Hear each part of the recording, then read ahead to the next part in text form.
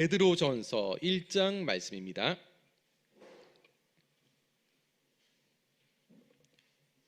신약 성경 377페이지 정도 찾으시면 되겠습니다.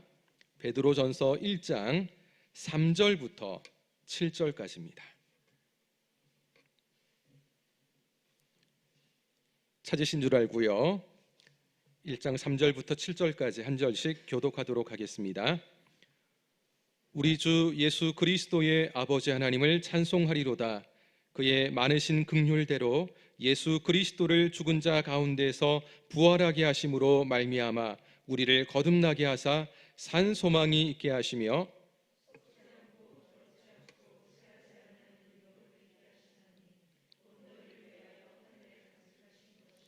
너희는 말세에 나타내기로 예배하신 구원을 얻기 위하여 믿음으로 말미암아 하나님의 능력으로 보호하심을 받았느니라.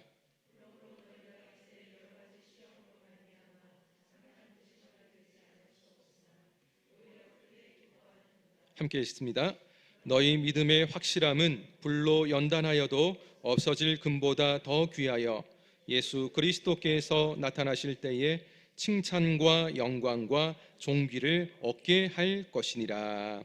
아멘. 할렐루야. 하나님의 말씀이 우리 성도님들에게 은혜 주실 줄 믿습니다. 말씀에 집중하고 믿음의 눈으로 하나님을 바라보는 시간 되길 바랍니다. 이 베드로 전서가 기록된 시기는요, 로마의 폭군, 아마 여러분 잘 아시는 네로 황제가 교회를 핍박하던 때였습니다. 이 시작이 언제였느냐 하면 주후 64년 7월 18일입니다. 로마의 한 기름 창고에 원인 모를 화재가 발생합니다. 그 화재가 6일 동안 로마시 전역에 퍼지는데요, 로마시의 3분의 1이 불탔습니다. 그야말로 대재앙이 일어난 거죠. 시민들이 막 들고 일어납니다. 도대체 나라는 무엇을 하느냐? 시민들의 분노가 극에 달하니까 네로가 민심 수습을 위해서 생각한 것이 바로 기독교인들을 핍박하는 것이었습니다. 그런데 핍박거리를 만들기 위해서 어떤 말을 만드냐면 그리스도인들이 불을 질렀다라고 말한 거죠. 그때부터 기독교 박해가 시작이 됩니다. 수많은 그리스도인들이 로마의 원형 경기장에 끌려가서 사자의 밥이 되었고요, 온몸이 갈기갈기 찢어진 채 죽임을 당했습니다. 이때 대부분의 그리스도인들은 로마를 떠나서 소아시아를 찾아 떠나갔죠. 그래서 오늘 베드로전서 1장 1절이 그것을 말해주고 있습니다. 우리 읽지는 않았지만 우리 성경의 1절 우리 같이 한번 읽어볼까요? 시작. 예수 그리스도의 사도 베드로는 본도, 갈라디아, 갑바도기아, 아시아와 비두니아에 흩어진 나그네. 이 소아시아 등지에 흩어져서 그렇게 그리스도인들을 삽니다. 그러나 편안하게 사는 것이 아니고요, 숨어서 삽니다. 바위로 만든 굴 같은 곳에 들어가서 숨어서 지내는 거죠. 그래서 보면 흩어진 나그네와 같은 성도다라고 말씀을 하죠. 특히 1절에 나오는 갑바도기아 같은 그런 지역에는 많은 그리스도인들이 피신을 했는데요, 바위 굴 속에 숨어 살면서 그 속에서도 자신의 신앙을 지키기 위해서 몸부림을 치며 살았다고 합니다. 문제는 이게 기한이 없다는 거죠. 딱 일주일, 한 달 아니면 1년만 고생하자 이러면 견딜 수 있는 힘이 생길 텐데 이게 예정된 시간이 없는 겁니다. 시간은 길어지고 그러다가 혹시 자기들을 잡아 갈 사람들이 올 수도 있다는 그런 막연한 두려움들, 혹시 우리가 살아있는 동안 세상을 다시 볼 수는 있을까? 지금처럼 이렇게 숨어서 지내지만 다시 세상을 볼 수 있을까라는 그런 절망 가운데 사로잡힌 사람들이 많았다는 겁니다.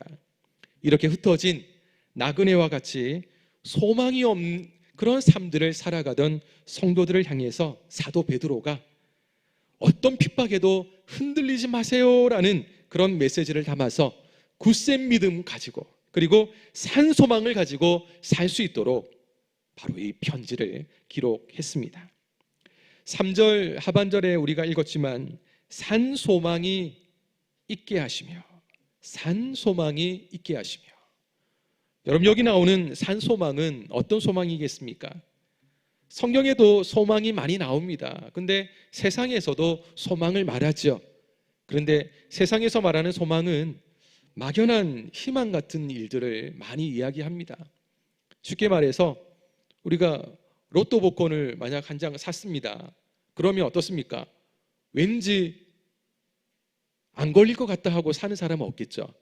사면 걸릴 것 같다, 이런 생각 속에 막연한 희망을 거는 거죠. 그것도 소망이라고 할 수 있습니다. 우리 아이가 대학교 진학을 어떻게 하면 좋겠다, 아니면 직장 취업을 하면 좋겠다, 아니면 좋은 사람 만나서 빨리 시집 장가 가면 좋겠다 생각을 하는 거죠. 언제 어떻게 될지 아무도 모르지만 소망을 가진다라는 것입니다. 근데 이게 잘 될 수도 있고 안 될 수도 있고, 세상에서 말하는 소망은 그렇습니다. 그러나 성경이 말하는 소망은요, 확실한 소망을 말하는 겁니다. 누가 뭐라 할지라도 안전한 소망을 말합니다.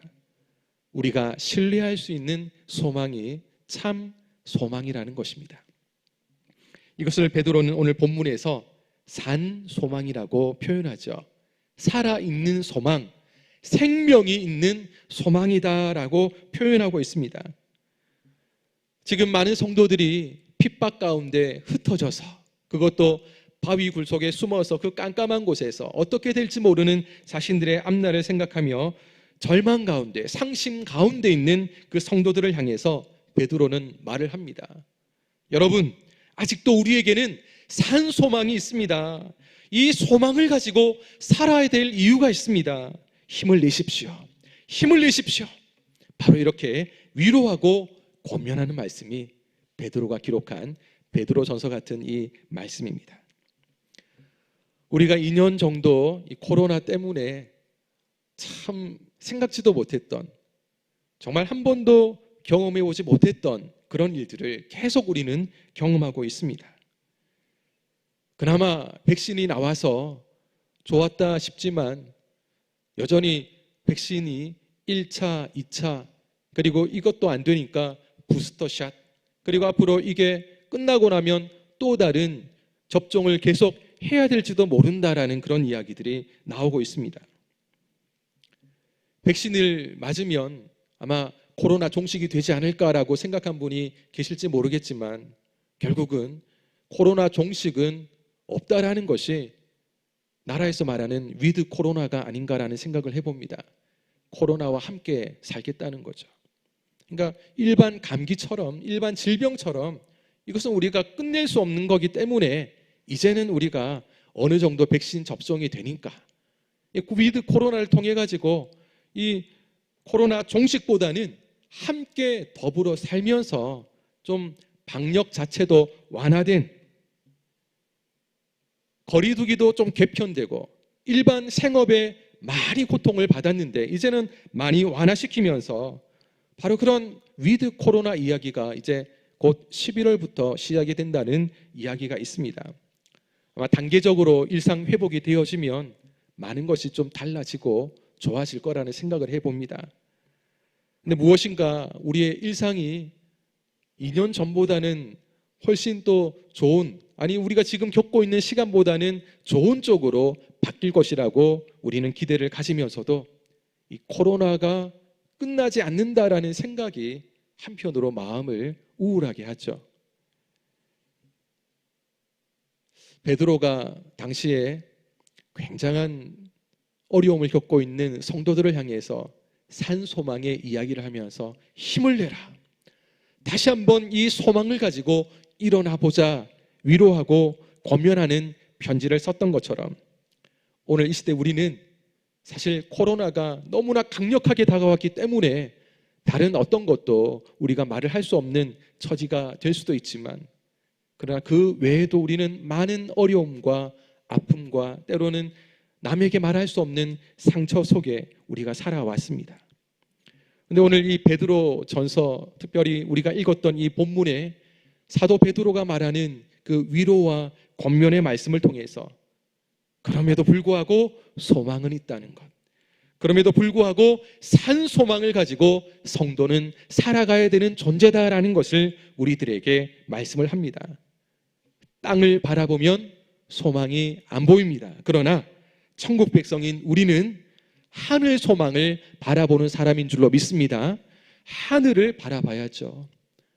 땅만 바라보고 땅을 통해서 뭔가 얻으려 하기보다는 하나님을 바라보고 천국 백성의 참 모습을 가지고 살아간다면 그 속에 진짜 산 소망이 있구나, 정말 살아있는 소망이 여기 있구나라는 것을 우리는 발견하게 될 줄로 믿습니다. 그렇다면 이 산 소망을 붙잡고 살아가는 성도라면 여러분, 이분을 바라보면 희망이 생기는 줄 믿습니다. 다른 어떤 사람에게도 보이지 않는 소망이 산 소망을 가지고 살아가는 사람에게는 있다라는 것입니다. 성도는요, 이 세상의 마지막 소망이 되어야 됩니다. 마지막 희망이 되어야 됩니다. 모두 다 소망이 없다고 외칠 때 성도는 하나님께서 주신 이 산 소망을 붙잡고 사람들에게 산 소망의 메시지를 전달해야 될 책임이 있는 바로 그런 사람인 줄로 믿습니다.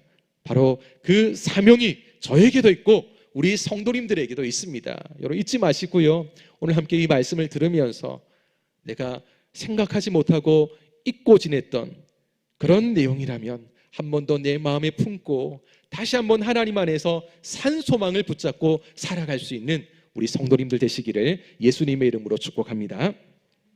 그렇다면 산 소망은 어떤 사람이 누릴 수 있는가? 우리 본문을 통해서 몇 가지 살펴보겠습니다. 첫째로 산 소망은 거듭난 성도가 누릴 수 있음을 말씀을 합니다. 우리 3절 우리 한 번 더 같이 읽도록 하겠습니다. 시작. 우리 주 예수 그리스도의 아버지 하나님을 찬송하리로다. 그의 많으신 긍휼대로 예수 그리스도를 죽은 자 가운데에서 부활하게 하심으로 말미암아 우리를 거듭나게 하사 산 소망이 있게 하시며. 아멘. 여러분, 거듭나다. 거듭나다라는 이 단어의 원어적인 뜻은요, 다시 낳다, 다시 나다라는 뜻입니다. 그러니까 다시 태어난다는 거죠. 그래서 거듭나다라는 이 말을 영어로 표현하면 본 어게인이라고 씁니다. 다시 태어난다라는 것이죠. 우리는 하나님을 알지 못할 때는, 구원을 받지 못할 때는 죄인이었습니다. 그러나 예수님을 믿고 거듭난 이후로는 우리는 의인으로 변화되었죠. 예수 믿지 않을 때는 우리는 옛사람의 모습을 가지고 살았습니다. 그러나 구원받고 거듭난 우리는 하나님 안에서 새 사람의 인생을 살고 있음을 기억해야 됩니다. 우리가 이 거듭남의 은혜, 구원의 축복을 받은 것은 다름이 아니라 예수 그리스도께서 우리를 대신해서 십자가 대속의 죽음을 당하셨기 때문입니다. 우리가 뭐 잘나가지고 하나님의 아들 예수님이 십자가에서 죽으셔야 됐습니까? 굉장히 대단한 사람 같고 굉장히 멋있는 사람 같고 이 사람은 살려야 되기 때문에 예수님이 나 대신, 우리 대신 죽으신 것이 아니고요, 단 하나 하나님이 우리를 만드신 그 피조물을 사랑하기 때문에, 우리를 사랑하기 때문에 비록 우리가 죄를 짓고 하나님의 마음을 아프게 한다 할지라도 여전히 하나님은 우리를 만드신 분이시여 피조물인 우리는 하나님 안에 있으며 하나님이 너무나 사랑하는 존재다라는 것, 바로 그 하나가 하나님이신 예수님이 이 땅에 오신 이유가 되었고요, 이 땅에 오신 예수님은 하나님의 뜻을 따라 십자가에서 우리 대신 죽으시는 이 놀라운 일을 행하셨다라는 것입니다. 예수님의 십자가 죽음이 없었다면 구원의 은혜도 없습니다. 예수님이 십자가 구원의 은혜를 우리에게 베풀어 주지 않으셨다면 우리는 이렇게 예배드릴 수도 없다라는 것이죠.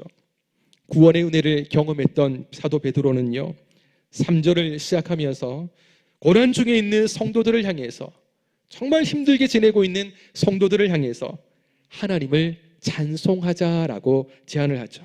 우리 주 예수 그리스도의 아버지 하나님을 찬송하리로다. 우리가 굉장히 힘들어하는데, 고난 중에 있는데, 아파하고 있는데 누가 와가지고 우리에게 위로를 한다면서 하나님을 찬송합시다. 형제님, 자매님, 하나님을 찬송합시다. 이렇게 하면 마음이 어떨까요? 부담되지 않겠습니까? 우리가 당사자라도 부담이 되고요. 우리가 누구를 찾아갔는데 굉장히 힘들어하고 아파하고 있고 고난 중에 괴로워하고 있는 사람을 향해서 하나님을 찬송합시다라는 말이 쉽게 떨어지지 않을 겁니다. 그런데 구원의 은혜를 받고 누구보다 힘든 핍박 속에 살아온 사도 베드로입니다. 근데 그가 경험한 하나님의 은혜는, 거듭난 하나님의 백성은 고난 중에도 기뻐할 수 있는 사람이라는 것을 알고 있습니다. 그래서 거듭난 성도, 이 산소망을 가진 성도야말로 고난 중에도 기뻐할 수 있기에 이 고난 중에 있는 초대교회 성도들을 향해서 먼저 하나님을 찬송하자라고 말을 합니다. 세상에 많은 사람들은요, 돈을 찾아, 인기를 찾아, 권력을 찾아, 아마 많은 사람들은 그것만을 찾아 달려갈 것입니다. 근데 이 모든 것들은 어떻습니까? 영원할까요? 사람들은 이것을 붙잡으면 아마 내 인생이 달라지고, 아마 이것 가지고 있으면 누구도 나에게 함부로 할 수 없고 나는 그야말로 영원히 내가 만족할 수 있는 인생을 살 것이다 라고 생각할지 모르겠지만 오래 가지 않더라고요. 인기도 그렇고 권력도 그렇고 돈도 그렇습니다. 성경은 이런 모든 것들을 썩어 없어질 것이라고 말씀을 합니다. 헛된 소망이죠. 사도 베드로는 산 소망, 살아있는 소망이라고 했는데 세상 사람들이 쫓아가고 있는 이런 소망이야말로 죽은 소망이라고 할 수가 있습니다. 거듭난 사람, 구원받은 하나님의 백성들은 그리스도의 부활로 말미암아 우리에게도 약속된 부활의 소망을 가지고 살아가는 존재입니다. 부활은요, 죽음을 이겨낸 것입니다. 예수님이 죽음 뒤에 그대로 끝이었다면 이 부활의 이야기는 없겠죠. 그러나 죽음을 이겨내시고 다시 살아나신 예수 그리스도의 부활이야말로 우리에게 진정한 소망을 안겨주는 메시지라고 할 수 있습니다. 그런데 이 부활은 땅에 속한 것이 아니고 하늘에 속한 것이라는 것을 기억하셔야 됩니다. 이 부활은 잠시 있다가 또 죽는 것이 아니고 영원한 부활임을 우리는 기억해야 됩니다. 죽음을 이기시고 부활하신 예수 그리스도가 거듭난 하나님의 백성 그 마음에 함께하는 줄 믿습니다. 이 세상에 어떤 고난이 온다 할지라도, 어떤 두려움이 온다 할지라도 주님이 함께하는 우리가 가지고 있는 산소망을 꺾을 수가 없다는 것, 거듭난 성도는 이 산소망을 날마다 누릴 수밖에 없다는 것입니다. 오늘 함께 예배하시는 우리 모든 성도님들마다 나와 함께 하시는 주님, 그 주님이 우리에게 베풀어 주신 이 산소망을 붙잡고 의지하며 믿음 안에 승리할 수 있기를 예수님의 이름으로 축복합니다. 두 번째로, 산소망은 하늘의 유업을 읽는 사람이 누릴 수가 있는 것입니다. 오늘 본문 4절에서 말씀을 하고 있습니다. 4절을 함께 읽습니다. 시작. 썩지 않고 더럽지 않고 쇠하지 아니하는 유업을 잊게 하시나니 곧 너희를 위하여 하늘에 간직하신 것이라. 아멘. 여기 유업이라는 말, 이 말인 하나님의 상속자인 성도, 바로 우리가 장차 받을 유산을 말하는 것입니다. 구원받은 백성에게 하나님이 베풀어 주시는 은혜요, 선물인 것이죠. 하나님이 주시는 유업은 썩지 않습니다. 상하지 않습니다. 하나님이 주시는 이 유업은 더럽지 않습니다. 불변한다는 말이죠. 하나님이 주시는 유업은 쇠하지 않습니다. 아름다움이 항상 보존된다는 말씀입니다. 많은 사람들은요, 땅에 보이는 유업을 쫓아다닙니다. 우리 성도님들 가운데 혹시 땅에 보이는 유업, 이 땅에서 붙잡을 수 있는 것들을 따라다니는 분이 있습니까? 땅의 유업은요, 썩습니다.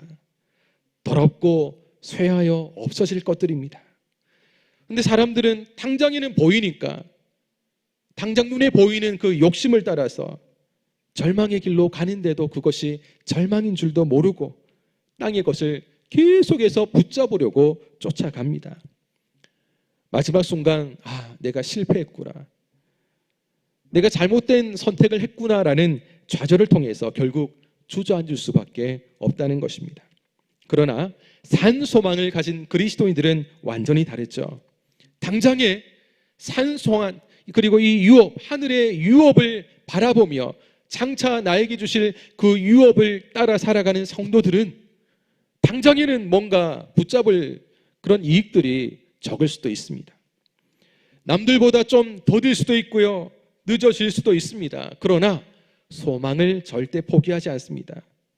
산 소망의 유업이 얼마나 놀라운 하나님의 축복인가를 잘 알기 때문입니다. 사람은 아마 질병 없이 살아가는 사람은 없겠죠. 그런데 사람의 이 병이 마음이 굉장히 좌우한다는 것, 그것은 우리가 잘 알고 있는 것입니다. 소망이 있으면 치료에 큰 도움도 된다고 합니다. 어떤 분이 내가 심각한 중병에 걸렸다라고 생각을 하고 병원에 어떻게 해야 되나 생각을 하다가 이제 결정을 내리고 더 심해지기 전에 빨리 치료받아야겠다라고 병원에 갔습니다. 중병인 줄 알았는데 진료받고 나니까 뭐 큰 질병이 아닌 겁니다. 그냥 조금 약 먹고 쉬면은 된다라는 말을 듣습니다. 굉장히 마음이 힘들 때는 누가 함께 동행해줘야 겨우 병원에 갈 정도였는데 별것 아니다라는 그 이야기를 듣고는 누가 부축을 안 해도 그냥 아주 가벼운 마음으로 병원을 나오게 되는 거죠. 그런데 작은 질병인 줄 알고 병원을 찾아갔는데 그때는 내 두 발로 당당히 걸어서 병원에 갔는데 근데 진료를 받고 난 뒤에 굉장히 심각한 병이다라는 선고를 받을 때는 어떻습니까? 마음도 무너지지만 내 몸도 무너집니다. 혼자 걸어갔던 사람이 그런 심각한 질병이라는 말을 듣고 나올 때는 혼자 나오지 못하고 누군가 도와주지 않으면 집에도 가지 못하는 사람이 될 수도 있다라는 것이죠. 어떤 소망을 가지고 사는가, 이게 굉장히 중요한 겁니다. 이 땅의 소망, 이 땅의 유업을 바라보면서 살아가면 어떻게 되겠습니까? 시간이 가면 갈수록 그것은 더러워지고 결국 썩어 없어질 겁니다. 인간이 세웠던 수많은 문화, 찬란한 유산들이 많죠. 영원할 수는 없습니다.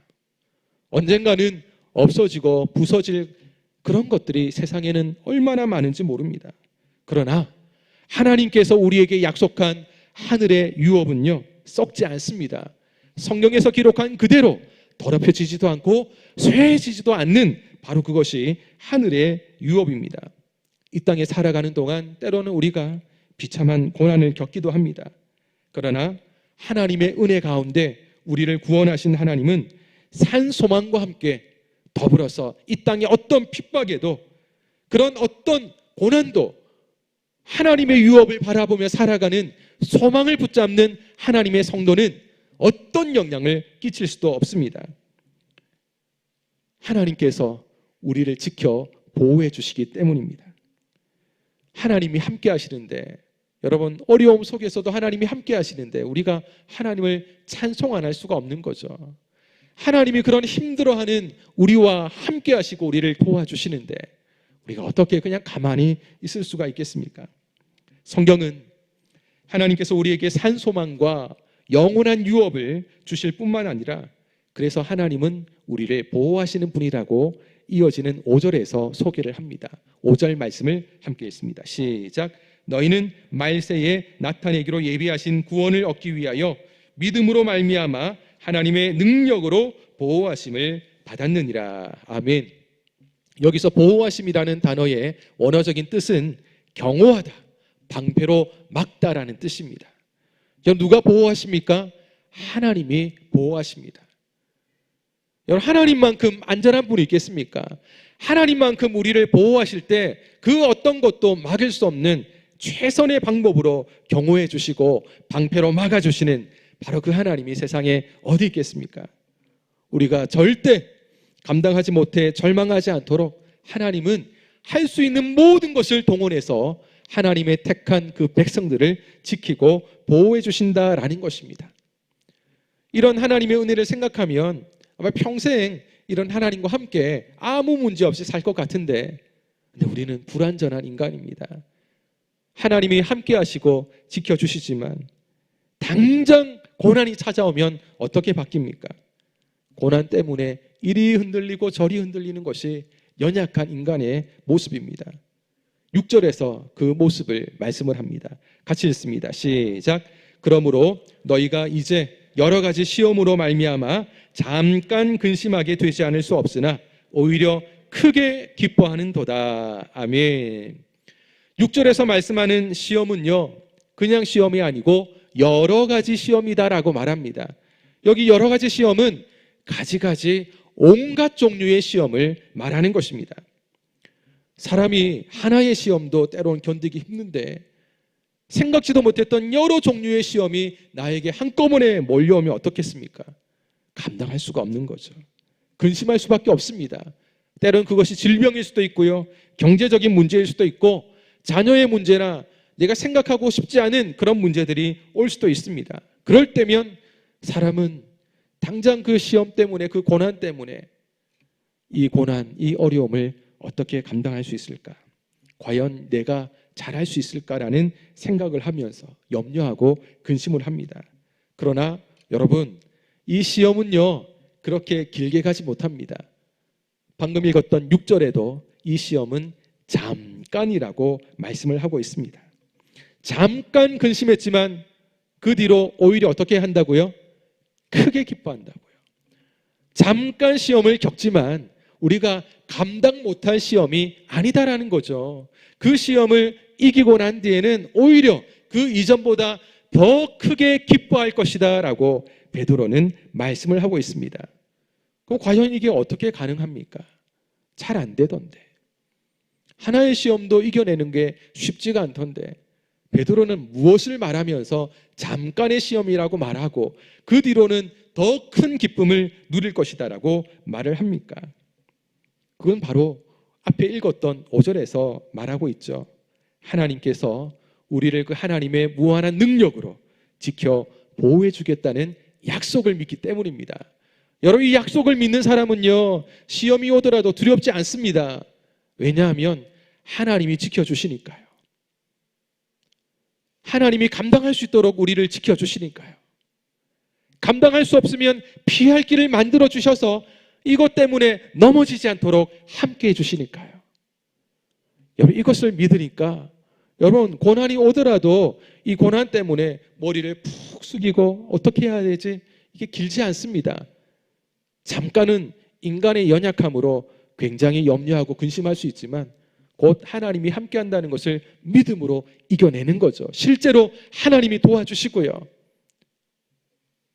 우리에게 산 소망과 영원한 유업을 주셨고 우리를 능력 가운데 보호해 주시는 하나님을 믿는 그 믿음으로 우리 모든 성도님들마다 어떤 고난에서도 하나님을 찬송하시고 기뻐하시는 성도님들 되시기를 축복합니다. 마지막 세 번째로 산 소망은 연단을 이겨낸 확실한 믿음을 가질 때 누릴 수가 있습니다. 우리 오늘 읽었던 본문 마지막 7절입니다. 같이 읽습니다. 시작. 너희의 믿음 확실함은 불로 연단하여도 없어질 금보다 더 귀하여 예수 그리스도께서 나타나실 때에 칭찬과 영광과 존귀를 얻게 할 것이니라. 아멘. 우리가 한 인생을 살아가면서 시련은 반드시 닥칩니다. 앞서 말씀드린 것처럼 때로는 여러 가지 시험이 한꺼번에 몰아붙일 때도 있습니다. 그러나 이 연단의 시험을요, 잘 이겨내면 진정한 믿음의 사람으로 세워질 수가 있습니다. 오늘 방금 읽었던 7절에 금이 나오죠. 금덩어리 귀하죠. 귀합니다. 근데 금보다 더 귀한 것이 있다라고 말을 합니다. 바로 믿음이라고 말을 하고 있습니다. 근데 금보다 더 귀한 믿음은 그냥 주어지는 것이 아닙니다. 금도요, 순금, 정금을 만들려고 하면 어떻게 해야 됩니까? 단련을 해야겠죠. 두드리며 단련하면서 흠이 없는 금덩어리를 만들어내려고 하겠죠. 마찬가지로 주님을 사랑하는 이 믿음의 확실함을 가진 성도가 되길 위해서라면 불길 같은 시험이 나에게 몰아오는 것을 두려워하시면 안 됩니다. 고난의 골짜기를 지나가는 것을 무서워해서는 안 된다는 겁니다. 때로는 하나님께서 우리를 더 강한 믿음의 사람으로 단련하기 위해서 연단이라는 방법을 사용하십니다. 그래서 우리 인생 가운데 고난과 역경이 없으면 우리의 믿음의 저항도 없는 거죠. 한 번도 나는 고난을 겪어보지 못했다. 그런데 인생을 살아가다가 어느 날 별것 아닌 것 같은, 남들이 볼 때는 대단하지 않은 고난인데, 여러분, 고난 한번 겪어보지 못한 사람은 작은 고난에도 엄청나게 힘들어한다는 것을 아셔야 됩니다. 지금 우리 성도님들이 아마 살아오는 인생 속에서 크고 작은 풍파와 또 여러 가지 누구에게 말하기가 쉽지 않은 그런 어려움들을 살아오신 분들이 대부분일 텐데요. 아마 그런 일들이 없었다면 지금의 우리가 있을까라는 생각을 해봅니다. 사람마다 다 이런 일들이 있고요. 지금 내 인생에서 그게 이제는 끝이다, 그게 아니죠. 아마 하나님 나라 가기 전까지 이런 일이 올 수도 있습니다. 그러나 여러분, 하나님이 우리를 지켜 보호해 주십니다. 그리고 하나님이 우리를 더 강한 믿음의 사람으로, 더 확실하게 하나님을 향한 믿음의 고백을 할 수 있는 사람으로 세우기 위해서 하나님은 이런 연단의 방법을 통원해서 우리를 훈련시킨다라는 것을 기억하셔야 됩니다.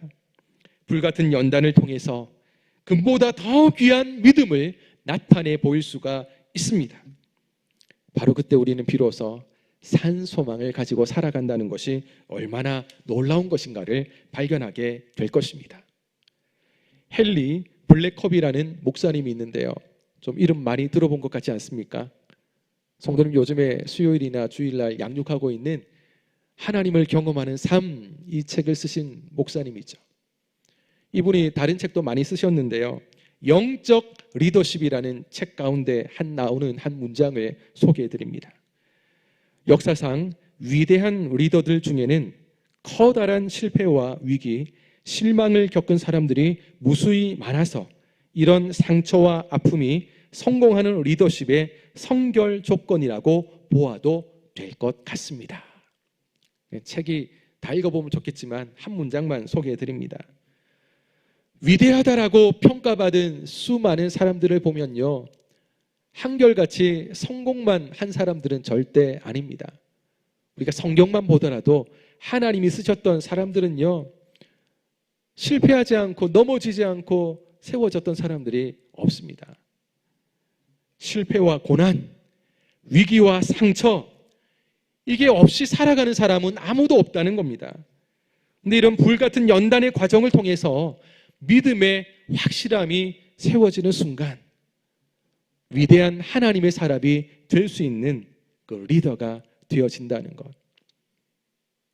헨리 블랙컵이 이 목사님의 말뿐만 아니고요, 바로 그 증거가 우리 성도님들인 줄 믿습니다.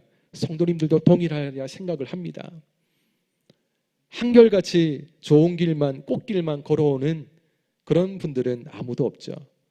살아오는 동안 하나님은 그렇게 우리를 훈련시키는데요, 지나고 나서 보니까 내가 지금 이렇게 하나님의 사람으로, 성도로, 셀 리더로, 중직자로 세워지는 그 밑거름이 바로 결국은 하나님께서 나에게 허락하셨던, 때로는 내가 그것 때문에 너무나 감당하기 힘들어서 눈물 흘리면서 하나님 앞에 기도했지만 결국 지금 우리가 다 이겨내고 믿음 안에 서서 하나님이 우리를 그렇게 세워주셨다라는 것입니다. 세상에서 귀한 것, 의미 있는 것은 다 희생이 있었고 고난을 통해서 이루어집니다. 하물며 하나님께서 우리를 이 땅에 보내실 때 그냥 보내지 않고 하나님의 특별한 계획 속에 우리는 이 땅에 보내심을 받았습니다. 그리고 우리가 언젠가 하나님의 뜻을 이루는 삶을 살게 될 것입니다. 여러분, 그 놀라운 일을 감당하는데 하나님이 우리에게 알아서 하라라고 하지 않겠죠. 하나님은 지금도 우리를 다듬으시고 빚고 계시다는 것을 잊지 마시기를 바랍니다. 바로 그 빚으시는 것, 또한 우리를 다듬으시는 그 모든 과정 속에 하나가 때로는 고난이고 시험이고 시련이 될 수도 있다는 것을 또한 잊지 마셔야 됩니다. 그래서 고난이 찾아올 때 당황하지 마시고요. 고난이여 어서 오라 이렇게 생각하시면서, 누가 함께 하시니까 두렵지 않습니까? 하나님이 함께 하신다니까요. 하나님이 그 능력으로 우리를 지켜주신다고 약속을 하는데, 여러분 이 약속을 붙잡는 믿음의 사람이야말로 살아있는 소망의 소유자입니다. 그래서 우리는 인생의 모든 삶을 살아가면서 결국은 하나님이 우리를 세우시고 다듬으시고 빚으시고 금보다 더 귀한 믿음의 사람으로, 정말 하나님이 멋지게 쓰시는 인생으로 세워질 때가 곧 올 것입니다. 우리를 구원하시기 위해서 십자가에서 죽으시고 부활하신 예수님 때문에 우리는 산 소망을 가지게 되었습니다. 지금 우리에게는 하늘의 유업을 이을 수 있는 약속이 보장되어 있습니다. 이 산 소망 때문에 우리는 어떤 고난도 어떤 시련도 견디고 이겨낼 수가 있습니다. 그리고 이 놀라운 은혜는 확실한 믿음으로 드러나게 돼 있다라는 것입니다. 우리 성도님들마다 아마 지금 당장에도 이런 어려움으로 인해서 어떻게 해야 되나 고민하는 분이 있을 수도 있습니다. 그러나 그 현실의 문제에서 잠시 시선을 돌리시기를 바랍니다. 어디를 바라봐야 됩니까? 하나님을 바라봐야 됩니다. 그리고 그 하나님 안에 있는 소망을 붙잡으셔야 됩니다. 그리고 그 소망은 이미 우리 가운데 있습니다. 산 소망의 능력을 경험하면서 담대하게 이 땅에서 우리가 호흡을 하는 동안 믿음의 길을 걸어가면서 하나님의 뜻을 이루는, 그리고 소망을 사람들에게 전할 수 있는 희망의 메신저가 될 수 있기를 예수 그리스도의 이름으로 축원합니다. 우리 시간